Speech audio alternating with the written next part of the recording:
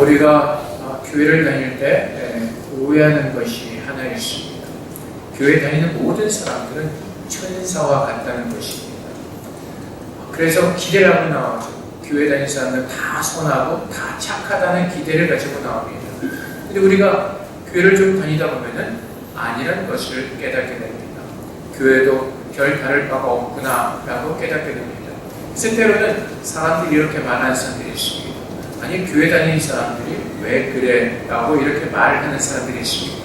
물론 그 말을 우리가 들어서는 안 되겠지만은 또 지금 우리의 상황 속에서는 그 말을 들을 수가 있는 것이 현실인 것이 사실입니다. 왜 그러냐면 우리가 예수를 믿고 구원을 얻었지만은 우리가 예수를 믿고 하나님의 자녀가 되는 그 신분이 바뀌었지만은 이제는 주님께서 오시는 그날까지 하나님의 자녀로서 어떻게 살아야 되는지 우리가 배워가야 하기 때문에 그렇습니다. 신분이 바뀌었습니다. 하지만 에베소서 4장에서 말씀하시는 것처럼 우리 안에 아직도 옛 구습을 쫓는 그 옛사람의 모습이 있기 때문에 그렇습니다. 에베소 4장 22절 말씀에 너희는 유혹의 오심을 따라 썩어져가는 구습을 따르는 옛사람을 벗어버리고 우리가 하나님의 자녀가 되었습니다. 세상 나라에서 살다가 어둠의 나라에서 있다가 빛의 나라로 옮겨졌습니다. 그러다 보니까 아직도 우리가 익숙하지 않은 것이 많이 있다는 것입니다. 예를 들어서 여러분이 한국에서 사시다가 대만을 오시면은 여러 가지 많은 문화가 있고 언어가 틀립니다. 그래서 대만에서 사는 것이 익숙하지가 않습니다.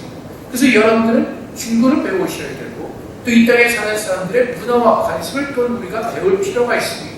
그러면서 점점 우리는 이 대만을 알아가게 되는 것이고 대만에서 사는 것이 익숙해져 갈 수가 있는 것입니다. 우리는 어둠의 나라에서 살던 사람들입니다.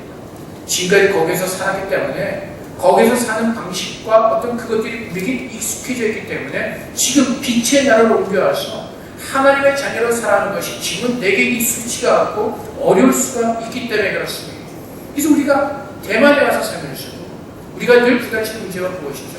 한국에서는 이랬다고 해서 저랬는데 제가 영국에서 공부할 때 어느 아침에 같이 공부하는 목사님이 화가 나셔가지고 들어오셨어요. 정신대가도 화가 나서 들어오셨어요. 그 이유는 간단했습니다. 자기 친구 아들이 본인의 이름을 불렀다는 겁니다. 이해가 가세요?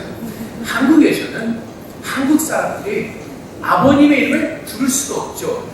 그냥 뭐 아저씨, 아버지를 불러요. 영국 사람들이 자연스럽게 부를 수가 있잖아요. 근데 한국식으로 생각을 하고 한국식으로 이것을 받아들이니까 이게 참아지지가 않는 거예요. 저 조그만하게 내 이름을 불렀다는 겁니다. 영국에 살면서 영국식을 받아들이지 못하고 한국식으로 내가 생각하면요 부딪힐 수밖에 없는 것입니다. 내가 살아가면서 믿는 사람이 되었고 크리스천으로서 이 땅에서 살아갈 때 아직도 내 안에 옛사람의 모습이 있기 때문에 믿음으로 사는 것이 내 안에 부딪힘이 있을 수가 있다는 것입니다. 그래서 우리는 그것을 인정하고 하나님 앞에 나아가 배우기를 힘써야 되는 것입니다.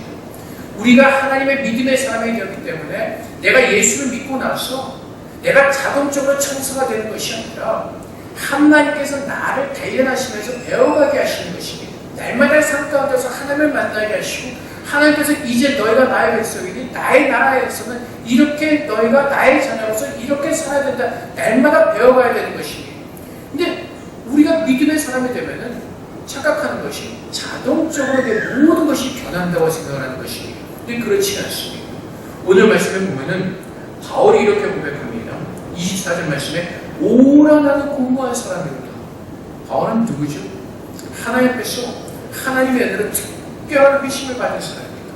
바울은 바리새인 지파였고 굉장히 뛰어난 사람이었습니다. 그런데 그가 예수를 모르기 전에는 예수 믿는 사람들을 핍박하는 사람이었습니다. 교회를 핍박하고 예수 믿는 사람을 핍박하고 스데반 집사가 죽는 것을 그는 당연히 여겼던 사람입니다. 근데 하나님께서 그를 부르시죠. 사도행전 9장에 가면 특별한 사건이 나옵니다. 다메섹 도성으로 이제 가죠. 왜요? 이제 또 교회를 핍박하고 예수 믿는 사람들을 죽이기 위해서였습니다. 근데 가는데 예수님께서 빛으로 사울에게 나타나시죠. 사도행전 9장 1절부터 보면 사울이 주의 제자들에 대하여 여전히 위협과 살인과 등등하여 대제사장에 가서 다메섹 여러 회당에 가져갈 공문을 정하니 이는 만일 그 도를 따르는 사람을 만나면 남녀를 막론하고 결박하여 예루살렘으로 잡아오려 함이라. 굉장히 나쁜 놈이죠. 근데 사울이 길을 가다가 다메섹에 가까이 이르니 호련히 하늘로부터 빛이 그를 둘러 비추는지라. 땅이 엎드러져 들으며 소리가 있어 이르시되 사울아 사울아 내가 어찌하여 나를 박해하느냐 하시거늘 대답하시되 주여 누구시니까 이르시되 나는 내가 박해하는 예수라. 여러분들은 그냥 다른 사람들이 전하는 복음을 듣고 오셨거나 아버님 부모님들의 믿음을 따라서 교회를 다니기 시작했을 겁니다. 근데 사울은 굉장히 드라마틱한 반전이 있죠. 크리스찬들을 핍박하는 사람이 다메섹 도상에서 빛이 오신 예수 그리스도를 만나고 회심하는 겁니다. 이 정도면 우리가 어떻게 생각하죠? 와, 이 정도의 하나님의 은혜를 입은 사람들이면 엄청 바뀌었구나라고 생각할 것입니다. 근데 바울이 오늘 로마서에서 뭐라고 고백한다고요? 오라 나는 곤고한 사람이로다. 왜 그렇죠? 바울 안에도 오늘 우리가 싸우는 똑같은 싸움이 있기 때문에 그렇습니다. 어떤 싸움이요? 이제 내가 예수를 믿고 난 다음에 세상이 악하다는 것을 압니다. 세상에서 살던 그 삶의 라이프 스타일이 잘못되었다는 것을 압니다. 그래서 이제 내 마음으로는 하나님 말씀을 따라 순종하고 싶은 정말 그 하나님 자녀로서 살고 싶은 마음이 내 안에 있습니다. 근데 우리의 삶을 돌아보면은 하나님 말씀대로 사는 것보다는 세상의 모습을 가지고 살아가는 우리들의 모습이 더 많습니다. 그래서 늘 우리들의 마음에 부딪힘이 있습니다. 왜 나는 이렇게밖에 안 될까? 그래서 바울이 고백하는 것이 오라 나는 곤고한 사람이로다 라고 고백을 하는 것입니다. 바울은 그 바나바로부터 큰 은혜를 받은 사람이었습니다. 바울이 회심을 했지만 많은 예루살렘에 있던 제자들이 바울을 무서워했습니다. 두려워했습니다. 혹시 저자가 연극을 하는 것이 아닌가, 우리 안에 들어와서 완전히 우리를 초토화시키려고 하는 것이 의심을 가지고 있었습니다. 그때 바울을 예수님의 그 사도들에게 소개한 사람이 바로 바나바였습니다. 그래서 바울이 초창기는 바나바 같이 사역을 하며 다니면서 사실 바나바의 많은 도움을 받았던 사람이에요. 근데 성경에 보면은 바울이 바나바와 굉장히 큰 싸움을 했다고 말합니다. 그 이유는 이제 누구를 데리고 전쟁을 가냐 마느냐의 그 싸움으로 이제 바울과 바나바의 큰 싸움이 있어서 그 다음부터는 이렇게 같이 사역하는 모습이었습니다. 큰 의심을 했던 바울이지만은 그 안에도 이런 연약함이 있었습니다. 그래서 바울이 오늘 고백하는 것이 오라 나는 곤고한 사람이로다. 이 사망의 몸에서 누가 나를 건져내려? 누가 나를 건져내려?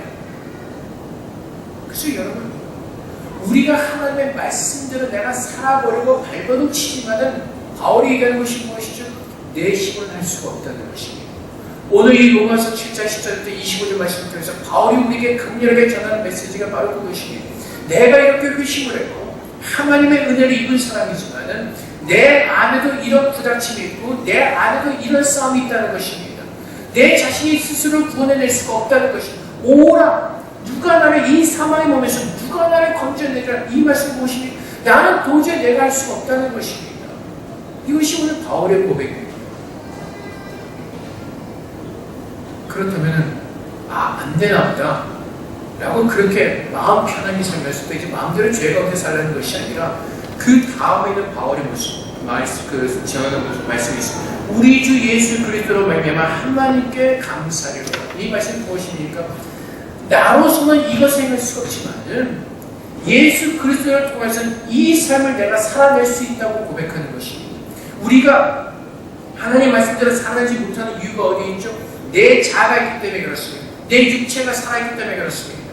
그래서 고린도전서 3장 1절부터 4절까지 말씀에 형제들아 내가 신령한 자들을 대하는 같이 너에게 말할 수 없어서 육신에 속한 자 곧 그리스도 안에서 어린아이들을 대함과 같이 하노라.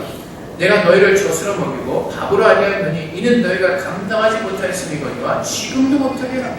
너희는 아직도 육신에 속한 자로다. 너희 가운데 시기와 분쟁이 있으니 어찌 육신에 속하여 사람을 따라 행함이 아니리요. 어떤 이는 말하되 나는 바울에게라고 다른 이는 나는 아볼로에게라 하니 너희가 육의 사람이 아니리요. 고린도교회 어떤 싸움이 있었죠? 자신이 크다는 싸움이 있었어요. 나의 믿음이 좋다는 싸움이 있었습니다. 그래서 결국 사람들이 무엇을 붙들죠? 나는 바울에게 속한 자다, 나는 아볼로에게 속한 자다, 나는 게바에게 속한 자라 라고 말하면서 자신들을 드러내고자 하는 그 싸움이 있었습니다. 왜요? 내 안에 내 자아가 살아있기 때문에 그렇습니다. 하나님의 은혜로 구원을 얻고 하나님의 은혜로 많은 은사를 누리는 그 은혜를 누렸음에도 불구하고 그것으로 인해서 고린도 교회 성도들 마음에 들어간 것이 순목하에서 하나님의 덕을 이루며 하나님의 덕을 드러내고 증거하고 하나님의 말씀에 순종하는 삶이 아니라 내 자신을 드러내기를 원하는 삶입니다. 그래서 바울이 그들에게 말한 것이 너희가 육신에 속한 자로다. 근데 여러분들이 이 말씀을 오해하시면 안 됩니다. 하나님 말씀을 듣고 구원받은 사람이 다시 육신으로 돌아갈 수는 없는 것입니다. 근데 그들의 삶이 어떻다고요? 육에 사는 사람들과 똑같은 모습이라는 것입니다. 어떤 삶이요? 내 육체를 자랑하는 것, 내 육을 자랑하는 것. 그래서 야고보서 4장 1절 말씀에 너희 중에 싸움이 어디로부터 다툼이 어디로부터 나느냐? 너희 주변에서 싸우는 정욕으로부터 나오는 것이 아니냐? 무엇이요? 정욕이요. 정욕은 뭐예요? 나를 위하는 거예요. 나를 드러내게 하고 내가 왕이 되는 거예요. 그래서 우리가 늘 내 안에 싸우는 것이 어떠한 싸움이라고요? 내 자아와의 싸움입니다. 그래서 믿음의 싸움도 바로 그것입니다. 내가 하나님의 사람으로서 비로소 내가 거듭났지만은 아직도 내 안에 내 옛사람 자의 모습이 있다는 것입니다. 그래서 하나님께서는 우리에게 어떤 훈련을 시키신다고요? 내 자아가 무너지고 하나님의 의가 들어서는 그 훈련을 날마다 우리 안에서 시키시는 것입니다. 근데 그 훈련에 참가해주는 사람이 누구라고요? 내가 곤고한 사람인 것을 아는 사람. 내 안에 하나님과 육신에 부딪히는 법이 있는 것을 깨닫고 내가 스스로 그것을 이겨낼 수가 없음을 깨닫고 정말 누가 나를 건져내실 수가 있습니까? 라는 그 애통하는 마음과 단단한 심령으로 서는 사람들을 하나님께서 받고 가신다고 말씀하시는 것입니다. 그래서 바울은 무엇이죠? 나는 곤고한 사람이다. 제발 좀 나를 구원해 주세요. 하나님의 두 손 들고 그는 주 앞에 간절히 매달리는 것입니다. 그래서 내가 주님 안에서 새로워진 모습으로 살기 위해서는 하나님의 말씀이 내 안에 임재하셔서 빛으로 임재하셔서 우리의 육의 연약함을 보게 하신 것입니다. 바울이 자기 연약함을 깨달으신 것이 무엇이라고 율법에 비춰봤을 때 하나님 말씀대로 살아나지 못하는 자기 연약함을 보는 겁니다. 하나님께서 말씀으로 날마다 내 안에 임재하셔서 나의 연약함을 드러내시고 나의 부족한 모습을 보게 하실 때마다 우리는 주님 앞에서 하나님 내가 믿음으로 살아낼 수가 있습니다. 내가 결심하고 결단을 살아낼 수 있습니다. 라고 하는 것이 아니라 어떻게요? 하나님 내 힘으로 살아낼 수가 없습니다. 나는 할 수 없습니다. 주님 나를 긍휼히 여겨주시고 오래 나는 공부한 사람이다. 이 사망의 몸에서 누가 나를 건져내려? 그 간절한 마음으로 주 앞에 나와서 기도하며 우리가 애통함에 나갈 때 하나님은 어떻게 하신다고요? 우리 안에 하나님의 의로 하나님의 사랑으로 우리를 바꾸어 가시겠다고 말씀하십니다. 근데 우리가 지금 살아가는 모습이 어떤 모습이냐면 이스라엘 백성들과 같은 모습입니다. 어떤 모습이냐면 이제 여호수아 7장에 가면은 어떤 사건이 일어납니다. 이스라엘 백성들이 아이성이라는 성을 점령하기 시작합니다. 이제 모세가 죽고 이제 여호수아의 인도함을 따라서 하나님의 약속이 가나안 땅으로 들어갑니다. 7장 전에 어떤 사건이 있었냐면 여호수아 입장에서 그 여리고 성을 무너뜨립니다. 여리고 성 그 당시에 굉장히 견고한 성이었습니다. 무너뜨리기가 힘든 성이었습니다. 이스라엘의 그 상황 속에서 그 성을 무너뜨릴 수 있는 능력이 그들에게는 없었습니다.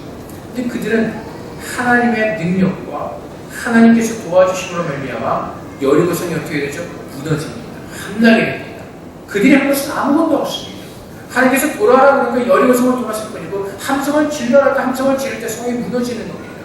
그래서 그들은 하나님의 능력으로 여리고 성을 쳤습니다. 함락했습니다. 이제 7장에 와서 이제 어떤 일이 있냐면은 이제 여리고성을 점령한 다음에 아이성을 이제 점령하라고 합니다. 7장 2절 여호수아가 여리고에서 사람을 베델 동쪽 베다웬 곁에 있는 아이로 보내며 그들에게 말하여 이르되 올라가서 그 땅을 정탐하라매 그 사람들이 올라가서 아이를 정탐하고 여호수아에게로 돌아가 그에게 이르되 백성을 다 올라가게 하지 말고 2-3천 명만 올라가서 아이를 치게 하소서. 그들은 소수이니 모든 백성을 그리로 보내어 수고롭게 하지 마소서. 어떤 모습인지 아시겠습니까? 6장의 사건에서 여리고성을 무너뜨렸습니다. 그때 이스라엘 사람들이 기고만장해진 겁니다. 이 아이성을 보니까 여리고성에 비교할 바가 안 되는 겁니다. 뭐라고 하죠? 성이 작다는 겁니다. 소수의 백성들이라는 겁니다. 그러니까 우리 백성들이 다 올라갈 것이 아니라 2-3천 명만 올려보내면 아이성을 쉽게 함락할 수 있다고 생각하는 겁니다. 교만이죠. 이것이 우리들의 모습이라는 겁니다. 하나님의 구원을 받고 내가 하나님의 은혜로 구원을 얻었기에 오늘도 내일도 하나님의 은혜로 살아야 되는데 불구하고 이스라엘 백성들은 그 여리고 성을 점령함으로 말미암아 자신들이 무엇이가 된 것 같은 착각 속에 빠지는 것입니다. 그래서 하나님께 구하지 않고 하나님께 여쭤보지 않고 그대로 해냈습니다. 근데 결과는 어떻게 되었습니까? 그들이 생각했던 건 반대로 패배로 끝나버렸습니다. 그때 이스라엘 백성들이 굉장히 슬퍼합니다. 그리고 여호와가 여호와한테 묻습니다. 어떻게 이런 일이 났습니까? 그때 하나님께서 뭐라고 말씀하시죠? 11절 말씀에 이스라엘이 범죄한 내가 그들에게 명령한 나의 언약을 어겼으며 또한 그들이 온전히 바친 물건을 가져가고 도둑질하며 속이고 그것을 그들의 물건들 가운데 두었느니라. 그러므로 이스라엘 자손들이 그들의 원수 앞에 능히 맞서지 못하고 그 앞에서 돌아섰나니 이스라엘 백성들이 자기 연약함을 깨닫지 못했다는 것이 여리고성을 점령하니까 자신들이 무엇이가 된 것 같은 착각 속에 빠졌다는 것입니다. 내가 예수를 믿고 나서 천사 같은 모습으로 변한 것이 아니라 내 안의 연약함이 이제는 주님의 은혜로 보게 되어지고 그 연약함을 가지고 주님 앞에 나아가 회개하고 그분의 정결케 하심으로 말미암아 우리가 살아야 됨에도 불구하고 이스라엘 백성들은 여리고성을 점령했다는 그 사실 하나만으로 자기들의 믿음이 무엇인가 된 것 같은 착각 속에 빠졌다는 것입니다. 그래서 여러분 아이성으로 올라오는 이스라엘 사람들의 모습을 한번 생각해 보십시오. 얼마나 기고만장한 모습으로 올라가겠습니까? 우리가 여리고성을 쳤었다. 아이성은 정말 아무것도 아니다. 우리가 올라서 쉽게 이겨버리자. 내가 할 수 있다. 라는 기고만장한 모습을 봤습니다. 객관적으로 봤을 때 이길 수가 있었습니다. 그들이 아이성의 백성들의 숫자가 적었습니다. 아이성은 작았습니다. 여리고성에 비교할 때 견고하지 않았습니다. 얼마든지 이스라엘 백성을 눈으로 볼 때 쉽게 이길 수가 있는 그런 성도였습니다. 그럼에도 불구하고 그들이 패배한 이유가 어디 있다고요? 하나님 앞에서 정결하지 못했기 때문에 그들의 죄를 하나님 앞에서 해결하지 못했기 때문에 우리는 내 안에 바울이 고백했던 것처럼 내 마음으로 하나님의 복을 사모하지만 내 안에는 그 옛사람이 아직도 이 세상의 복을 따라오지 않은 그 모습이 남아있기 때문에 이것조차도 하나님의 은혜를 누리지 않으면 나는 결코 일어날 수 없는 승리할 수 없는 연약한 존재로 하나님께서 고백하고 주님 앞에 부르짖어야 되는 것입니다. 바울이 얼마나 고통스러우면 오라는 곤고한 사람이라고 외쳤겠습니까? 객관적으로 봤을 때 바울의 모습이 우리보다 훨씬 더 나았을 것입니다. 그럼에도 불구하고 오라는 곤고한 사람이니까 이 사망의 몸에서 누가 나를 건져내랴? 바울은 이렇게 처절하고 애통하는 마음으로 기도했기에 하나님께서 그를 들어 사용하시고 하나님께서 그를 하나님의 사도로 아름답게 사용하신 것입니다. 그렇다면 우리들이 하나님 앞에서 내가 하나님의 백성으로서 주님의 백성으로 살기 위해서 이 바울과 같은 곤고한 외침과 정말 처절하게 하나님에 나와서 애통하는 마음으로 주 앞에 기도하며 살고 있습니까? 그렇지 않기 때문에 우리들의 모습이 변하지 않는 그냥 살아봐야겠다. 내가 해봐야겠다. 아이성을 치러가는 이스라엘 백성들 같은 그냥 그 유유부단한 마음, 그 마음으로 있기 때문에 그 깨지기 전까지는 늘 깨닫지 못하고 내가 무엇인가 할 수 있다는 착각 속에서 살아가는 것입니다. 그래서 주님 앞에서 그만큼 간절하게 구하지 않습니다. 작은 것 같아는 내가 무엇인가 이룰 수 있을 것 같은 그 착각 속에 있기 때문에 하나님께 엎드려 구하지 않는 것입니다.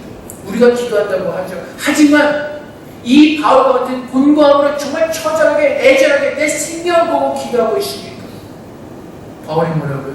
이 사망에서 누가 나를 건져내냐? 바울은 죽음의 고통을 느끼고 있는 것입니다. 내 연약한 가운데서 정말 자기가 어떻게 할 수 없는 그 죽음의 고통을 느끼고 있는 것입니다.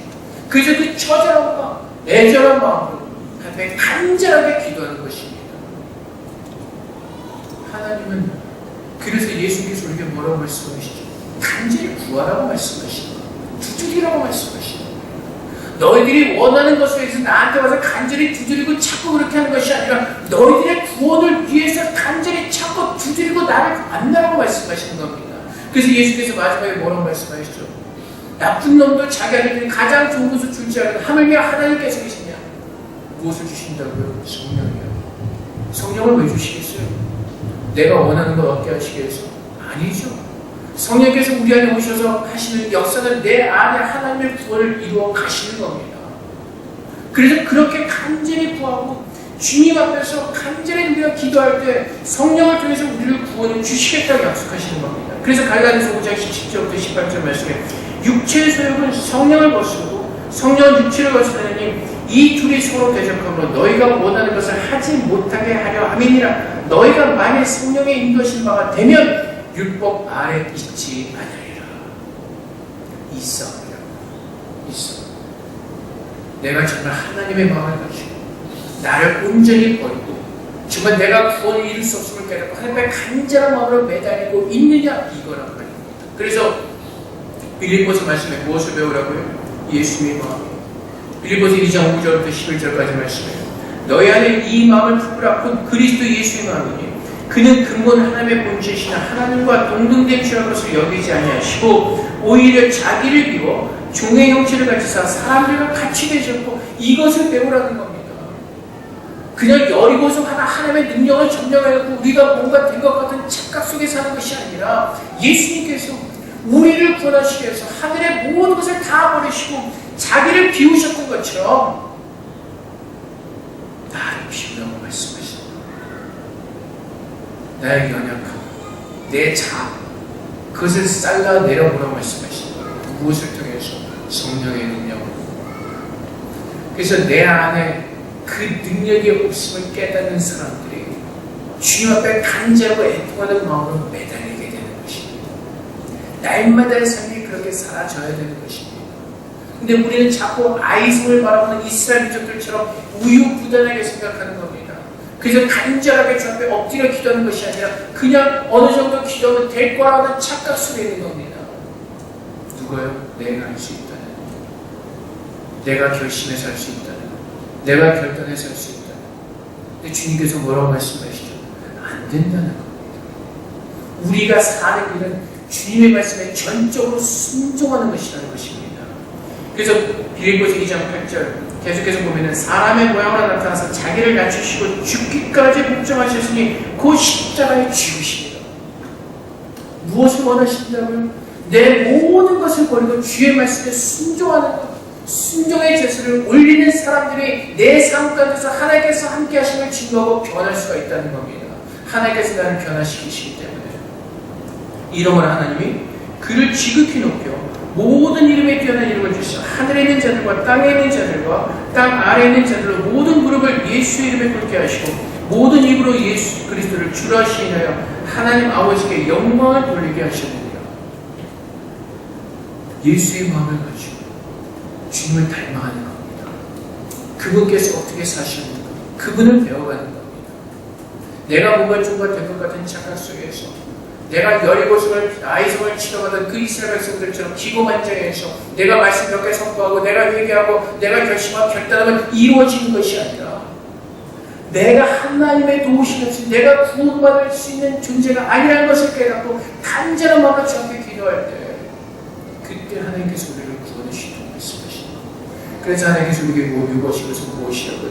애통하는 마음이요. 애통하는 마음. 나의 연약함을 보고 바울처럼 오라 나는 곤고한 사람이로다 라고 외칠 수 있는 그 애통하는 마음을 가진 사람들에게 하나님의 복이 임하였다고 말씀하신 겁니다. 그래서 에베소서 4장 21절 24절 말씀에 진리가 예수 안에 있는 것 같이 너희가 참으로 그에게서 듣고 또한 그 안에서 가르침을 받았을진데 너희는 유혹의 욕심을 따라 싸워자는 구습을 따른 옛사람을 벗어버리고 오직 너희 심령이 새롭게 되어 하나님을 따라 의와 진리의 거룩함으로 지으심을 받은 새 사람을 입으라. 그래서 우리가 하나님 앞에 애통하는 마음으로 서서 이제 내 자신이 깎여지고 또 깎여져야 되는 연약한 사람인 것을 깨닫고 예수 안에 있는 그 진리의 말씀을 듣고 가르침을 받고 그 말씀에 온전한 순종의 제사를 드림으로 말미암아 우리의 심령이 새롭게 되어서 하나님의 의와 진리로 새 모습을 입은 새 사람으로 살 수가 있다고 말씀하신 것입니다. 그래서 결국은 누가 하신다고요? 하나님이 하신다고. 그래서 바울이 오늘 그 본문 25절 말씀에 우리 주 예수 그리스도로 말미암아 하나님께 감사를 한다. 왜요? 나는 주님의 말씀대로 나는 살아낼 수 없지만은 예수 안에서 그렇게 살 수 있는 힘과 능력을 하나님께 주셨기 때문에 우리 주 예수 그리스도로 말미암아 하나님께 감사하려다라고 외치고 있는 것입니다. 그래서 우리가 다음 주에 볼 말씀이지만 로마서 8장 1절 말씀, 그러므로 이제 그리스도 예수 안에는 자에게는 결코 정죄함이 없나니 이는 그리스도 예수 안에는 생명의 성령의 법이 죄와 사망의 법에서 너를 해방하였습니다. 누가요? 예수님께서. 그래서 우리가 우리의 힘으로 내 안에 구원을 이루려고 노력하고 결심하고 결단하는 내 의의, 내 시간을 드리는 것이 아니라 무엇이 원한다, 하나님께서 무엇을 원하신다고요? 곤고한 마음을 가지고 바울과 같이 하나님께 나와 애통하는 마음으로 기도하는 자들을 바꾸신다고 말씀하십니다. 그래서 성경에서 우리에게 말씀하시기를 거룩해지는 길은 오직 말씀과 기도로 거룩해진다고 말씀하십니다. 말씀을 통하여서 우리 연약함을 보게 하시고 우리의 어둠을 보게 하시고 우리의 부족함을 보게 하시고 그래서 우리가 내 안에 선한 것이 없음을 깨닫고 주 앞에 나가 애통하며 간절한 마음으로 엎드려 주 앞에 기도할 때 예수께서 자기의 모든 것들을 다 배우시고 하나님의 모든 것을 맡기셨던 것처럼 우리도 예수 그리스도 안에서 우리의 모든 것들을 빌고 주님 앞에 기도할 때 하나님께서 예수님을 살리시고 모든 이름에 뛰어난 이름이 되게 하신 것처럼 하나님은 그렇게 우리를 바꾸시겠다고 말씀하십니다. 우리가 바뀌지 못하는 이유가 어디 있다면 그렇게 애통하는 마음으로 주 앞에 매달리지 못하기 때문에 그렇습니다. 내가 주님 안에서 내가 받은 그 생명의 삶을 살기 위해서 내가 정말 곤고한 마음으로 주 앞에 서지 못하기 때문에 그렇습니다.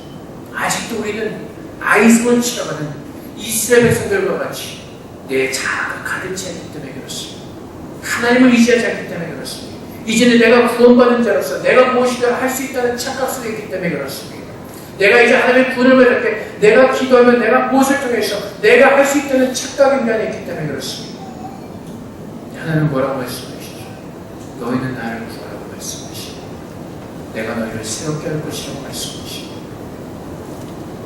우리가 구원받은 자로서 예수 믿는 사람으로서 성도로서 살기를 소망합니다. 그렇다면 이제는 주님께서 우리 안에 임재하셔서 그분의 말씀을 충만하게 임재하셔서 그분의 말씀을 호흡하게 하시고 그분의 말씀을 다스리신 속에 있을 때 오직 그분께만 내 모든 삶을 드리고 그분의 인도하심을 받을 때 우리는 그분께서 만들어 가신 그 귀하고 아름다운 삶을 살아낼 수가 있는 것입니다. 그래서 고린도전서 15장 57절 말씀에 우리 주 예수 그리스도로 말미암아 우리에게 승리를 주신 하나님께 감사하니 누구로 말미암아? 예수 그리스도로 말미암아 누가 승리를 주신다고요? 하나님께서 승리를 주시는 겁니다.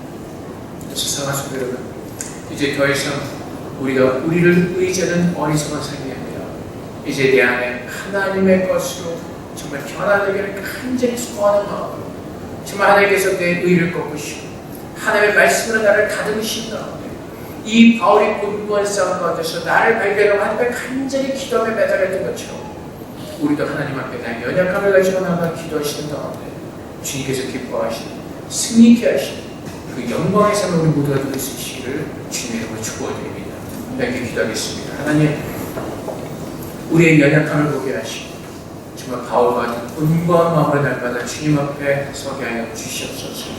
이렇게 곤고한 마음으로 살 때 하나님의 간절하게 기도하고 하나님의 은혜만을 간절히 우리가 구하게 될 것입니다. 내가 내 힘으로 사는 것이 아니라 오직 하나님의 은혜로 살아내는 믿음으로 축복하여 주시옵소서. 우리한테 기도하며 나가도록 하겠습니다. 기도하겠습니다. 우리의 삶 가운데 주의 말씀을 축복하시고 주의 영광을 주시옵소서. 하나님 찾아오겠소서. 어리석게 도와주시는 찾아서 말씀해 주시고 주의 말씀을 우리 자신을 붙여봅니다. 그리고 곤고한 마음으로 주의 간절하게 기도하며 기다리를 했습니다. 나머지는 주님 우리를 긍휼히 여기시고 축복하여 주시옵소서. 아버지 하나님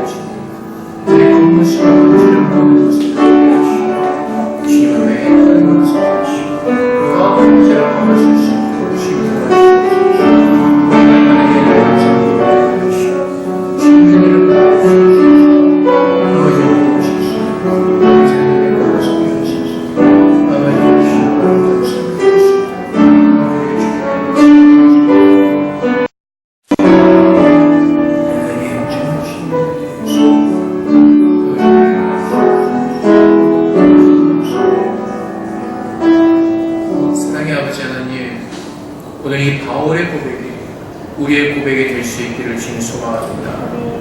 주의 말씀이 내 안에 비춰질 때마다 우리의 연약함을 보게 하시고 정말 내가 하나님의 은혜가 없이는 설 수 없는 곤고한 삶을 알게 하셔서 주님 앞에 부르짖을 수 있게 하여 주시옵소서. 온전히 주님의 도우심만을 보는 믿음으로 축복하여 주시옵소서. 오직 하나님께서만이 나를 새롭게 하실 수 있다는 믿음으로 기도하게 하셔서 아버지 하나님, 바울이 고백하였던 내가 하나 된 것은 오직 하나님의 은혜로 되었다는 그 고백이 우리의 고백이 되게 하여 주시옵소서.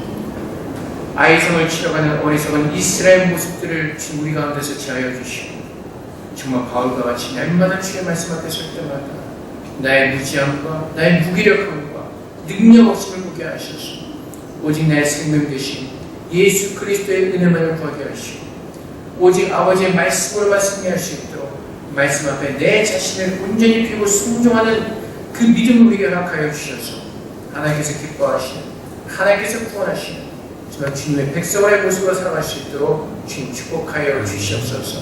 그래서 날마다 우리의 삶이 새로워지기를 소망합니다. 어제보다는 오늘보다는 내일이 더 아름답게 바뀌어가는 은혜를 누리기를 소망합니다.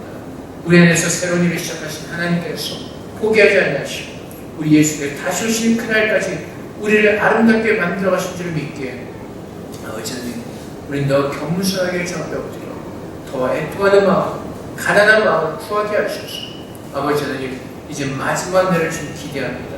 주님께서 예수 그리스도를 맞이할 정결한 신부로 우리를 주님께서 아름답게 만드신 그 모습을 기대하며 소망하며 앞에 감사와 찬양을 올려드립니다. 하나님, 정말 날마다 하나님의 은혜로만 사는 자를 되게 하시고 주님께서 허락하신 그 능력으로만 감당하시도록 그래서 하나님께서 우리 계신 그 승리의 기쁨을 맛볼 수 있도록 주님 역사하여 주시옵소서. 오늘 감사하며 예수 그리스도 이름으로 기도합니다. 아멘.